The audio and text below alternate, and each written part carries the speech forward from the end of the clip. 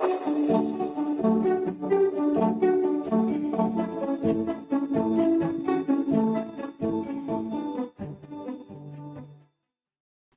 Morning students, कैसे हैं आप लोग। आई थिंक सो सब अच्छे होंगे और आप लोगों ने पहले की वीडियोस को देखा होगा। ठीक है, तो देखिए जो हमारी पुरानी वीडियोस थी उसमें हमने बात करी थी कक्षक के बारे में कि कक्षक कौन कौन से होते हैं, जिसमें मैं आपको एस कक्षक, पी कक्षक और डी कक्षक के बारे में बता चुकी हूँ। ये भी बताया था कि एस में कितने इलेक्ट्रॉन भरे जा सकते हैं, अधिकतम 2। पी में कितने भरे जा सकते हैं, 6। और डी में कितने भरे जा सकते हैं, अधिकतम 10 इलेक्ट्रॉन भरे जा सकते हैं। ये मैं आपको बता चुकी हूँ। इसकी जो आकृति होती है इस कक्षकों की वो कौन सी बताई थी, गोलाकार। ठीक है, कुछ इस तरीके से थी। फिर हमने बात करी थी पी कक्षकों की, तो पी कक्षकों की आकृति कैसी थी, डंबलाकार। यानी कि डंबलाकार का मतलब होगा जिसमें 2 पालियां थी, कुछ इस तरीके से था। ठीक है, इसके बाद हमने डी की बात करी थी, तो हमने डी में देखा था कि इसमें 4 पालियां होती हैं और इसकी जो आकृति होती है वो द्विडंबलाकार होती है। कैसी होती है, द्विडंबलाकार। एक डंबल ये रहा और एक डंबल ये रहा, तो हो गई ना द्विडंबलाकार आकृति हो गई है ये।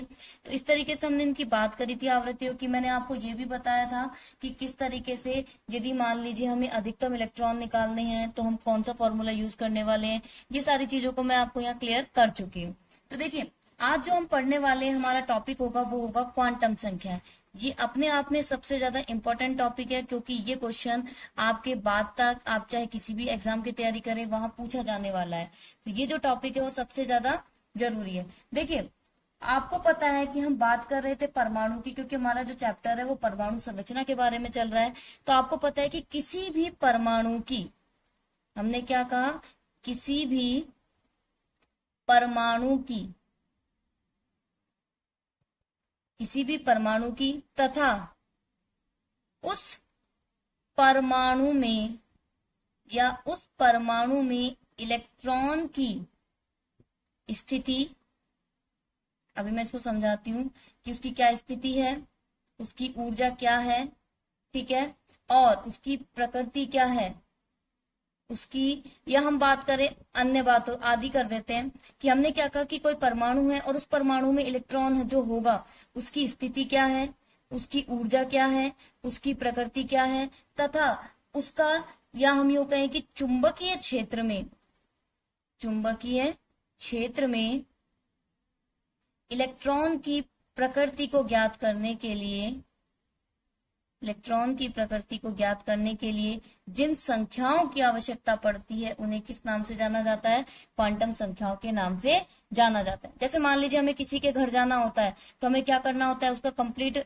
पता होना चाहिए कि वो कहाँ रहता है, क्या कहाँ पर है, कौन सी जगह है, कैसे है। तो ठीक उसी तरीके से यदि हमें किसी इलेक्ट्रॉन के बारे में जानना है तो हमें किसकी जरूरत होती है, क्वांटम संख्याओं की। ये उसकी स्थिति, प्रकृति और ऊर्जा, उसके चुंबकीय क्षेत्र, सबके बारे में हमें बहुत अच्छे से एक्सप्लेन करता है।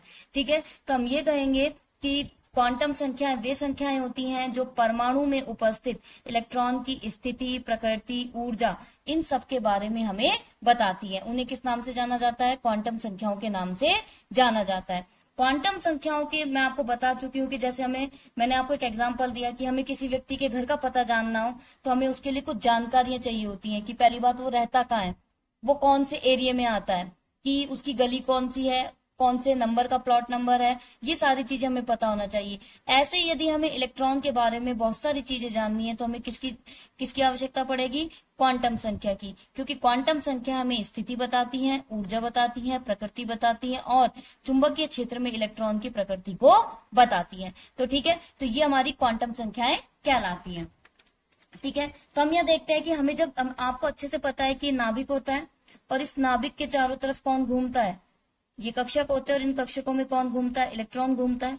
तो इस नाभिक के चारों ओर इलेक्ट्रॉन की सही स्थिति को ज्ञात करने के लिए, या हम यूं कहें कि नाभिक के चारों ओर इलेक्ट्रॉन की सही स्थिति को ज्ञात करने के लिए जिन संख्याओं की आवश्यकता होती है उन्हें हम क्वांटम संख्याएं भी कहते हैं। तो हमने क्या कहा कि इलेक्ट्रॉन, या हम यूं कहें नाभिक के चारों ओर, नाभिक के चारों ओर इलेक्ट्रॉन की स्थिति का पता लगाने के लिए स्थिति का पता लगाने के लिए जिन संख्याओं की आवश्यकता होती है उन्हें हम क्वांटम संख्या के नाम से जानते हैं। ठीक है, तो यहां तक की बात क्लियर हो गई होगी आपको कि क्वांटम संख्याएं क्या होती हैं, कि किसी भी परमाणु में, हम या यूं कहें किसी भी परमाणु में इलेक्ट्रॉन की स्थिति, ऊर्जा, प्रकृति आदि व चुंबकीय क्षेत्रों में इलेक्ट्रॉन की स्थिति का पता लगाने के लिए हमें जिन संख्याओं की आवश्यकता होती है वो क्वांटम संख्याएं कहलाती हैं। फिर मैंने ये कहा इसकी दूसरी डेफिनेशन कि नाभिक के चारों ओर जब इलेक्ट्रॉन घूमता है तो उस इलेक्ट्रॉन की संपूर्ण स्थिति का पता लगाने के लिए जिन संख्याओं की आवश्यकता होती है वो आपकी क्या कहलाती है, क्वांटम संख्याएं कहलाती हैं। ठीक है, या यूं कहें कि इलेक्ट्रॉन के बारे में अगर मैं एक और डेफिनेशन की बात करूं, एक ये हो गई, दूसरी ये हो गई, इलेक्ट्रॉन के बारे में संपूर्ण जानकारी, इलेक्ट्रॉन के बारे में जो हमें संपूर्ण जानकारी है जिन संख्याओं से मिलती है उन संख्याओं को हम क्वांटम संख्या के नाम से जानते हैं। तो मैंने आपको यहाँ 3 डेफिनेशन बता दी है, पहली ये, सेकंड ये और थर्ड ये, कि हमने किस तरीके से बात करी है कि यहाँ यदि वे किसी भी परमाणु में इलेक्ट्रॉन की स्थिति, ऊर्जा, प्रकृति या फिर चुंबकीय क्षेत्र में प्रकृति का अध्ययन हम जिन संख्याओं से करते हैं क्वांटम संख्या कहलाती है। इलेक्ट्रॉन के बारे में संपूर्ण जानकारी हमें जिनसे मिलती है वो क्वांटम संख्या कहलाती है। नाभिक के चारों ओर, मतलब कहने की बात है कि बात तो एक ही कह रहे हैं लेकिन हमने उसके थोड़े बहुत तरीके चेंज कर दिए हैं। ठीक है, तो यहाँ तक की बात आई थिंक सो आप सबको क्लियर हो गई होगी। अब हम बात करेंगे कि ये कितने प्रकार की होती हैं। देखिए, मुख्य रूप से जो क्वांटम संख्याएं होती हैं, मुख्य रूप से क्वांटम संख्या 4 प्रकार की होती है। कितने प्रकार की होती है? 4 प्रकार की। देखिए, पहली जो होती है वो होती है आपकी मुख्य क्वांटम संख्या,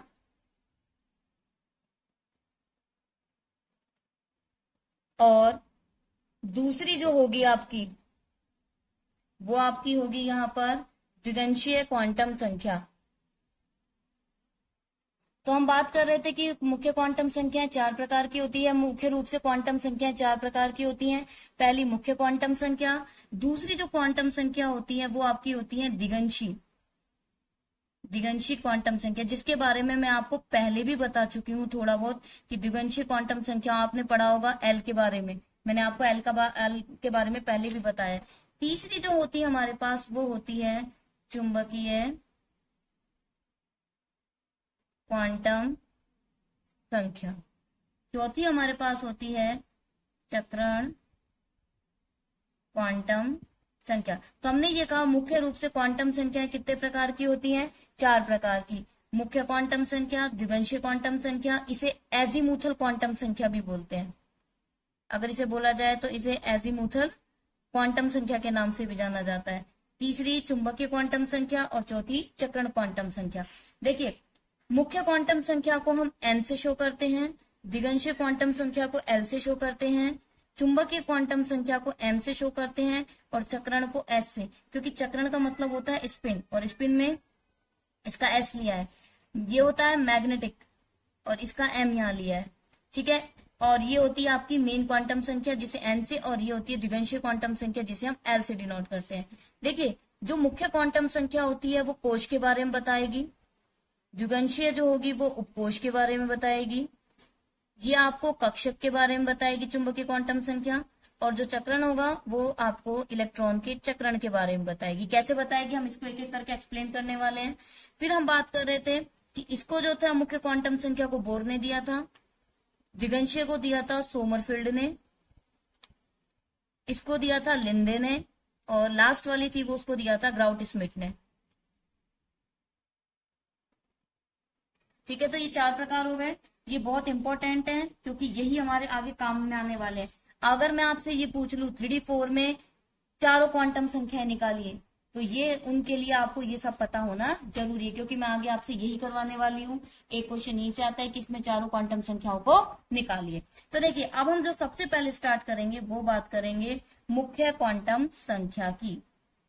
सबसे पहले किसकी बात करेंगे? मुख्य क्वांटम संख्या की। तो देखिए, मुख्य क्वांटम संख्या में सबसे पहले इसे किससे प्रदर्शित किया जाता है? इसे एन से प्रदर्शित किया जाता है। तो पहला पॉइंट क्लियर हो गया है कि सबसे पहले कि इसे किससे प्रदर्शित किया जाता है? इसे एन से प्रदर्शित किया जाता है। दूसरी अगर बात करें तो हम ये कहेंगे कि या ये किसके बारे में बताती है, ये हमें कोश के बारे में बताती है। जैसे कि मैं ऊपर भी आपको समझा चुकी हूँ, ये कोश के बारे में बताती है। तीसरा पॉइंट है, इसको किसने दिया, इसकी जो जानकारी थी वो किसने दी थी, बोर ने दी थी। तो 3 पॉइंट आपको क्लियर हो चुके हैं कि सबसे पहले इसे किससे प्रदर्शित करते हैं, एन से। किसके बारे में बताती है, ये हमें कोश, इसको हमने कक्षा भी कहा था, इसको हमने ऊर्जा स्तर भी बोला था। आपको याद है हमने जब फर्स्ट वीडियो में आपको बोर का पढ़ा था, तब हमने कि बोर ने क्या कहा था कि इलेक्ट्रॉन जब नाभिक के चारों तरफ घूमता है तो एक वृत्ताकार पथ पर घूमता है, और वो वृत्ताकार पथ किस नाम से जाना जाता है, वो वृत्ताकार पथ हमारा हमने देखा था कक्ष, कोश या ऊर्जा स्तर के नाम से जाना जाता है। ठीक है, तो मैं अब आपको इसको करा देती हूँ कैसे है।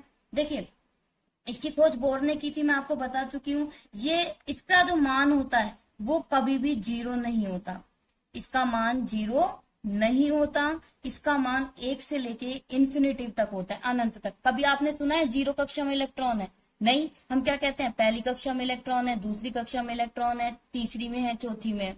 ये नहीं कहते कि कभी भी 0 कक्षा में। तो यहाँ पर ध्यान रखना कि कभी भी इसका मान 0 नहीं होगा, बल्कि मान 1 से इन्फिनिटी तक चलता रहता है। ठीक है, हम यहाँ n के जो मान होते हैं उन्हें हम k, l, m, n इसके द्वारा दर्शाते हैं। ठीक है, आपको पता है कि 1 के लिए k, 2 के लिए l, 3 के लिए m और 4 के लिए n होता है। ठीक है, यहाँ तक की बात आपको समझ में आ गई होगी। अगर मैं आपसे यूं कहूं कि 3D5 में n कितने हैं, तो आपको मैं बता देती हूँ, ये जो होंगे आगे की तरफ वो आपके n को बताएंगे, यानी कि यहाँ n की संख्या कितनी हो जाएगी, 3।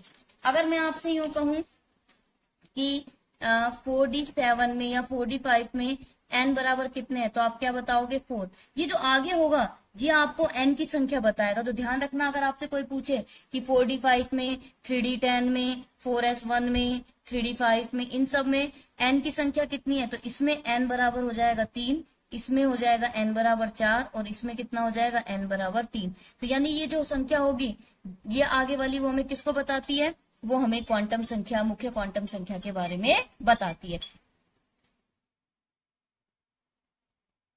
किसी कोश में, देखिए यहां तक की बात समझ में आ गई।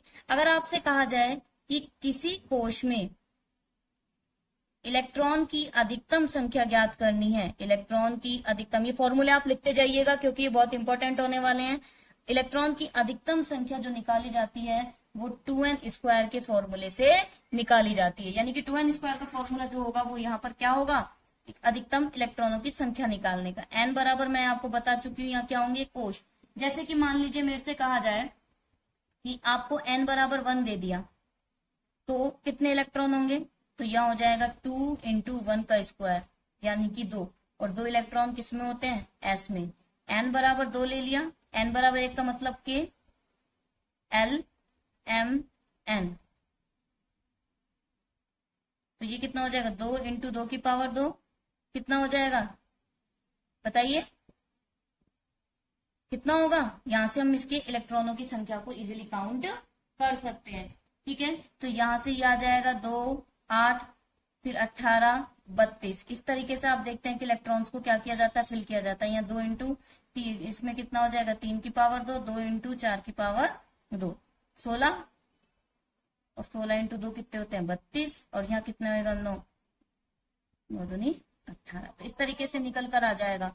ठीक है, तो इस तरीके से हम क्या करते हैं कि किसी में भी कोश में इलेक्ट्रॉनों की अधिकतम संख्या को काउंट कर लेते हैं। ठीक है, तो ये जो बात हो रही थी वो किसकी हो रही थी, हम मुख्य क्वांटम संख्याओं की बात कर रहे थे कि मुख्य क्वांटम संख्याएं क्या होती हैं।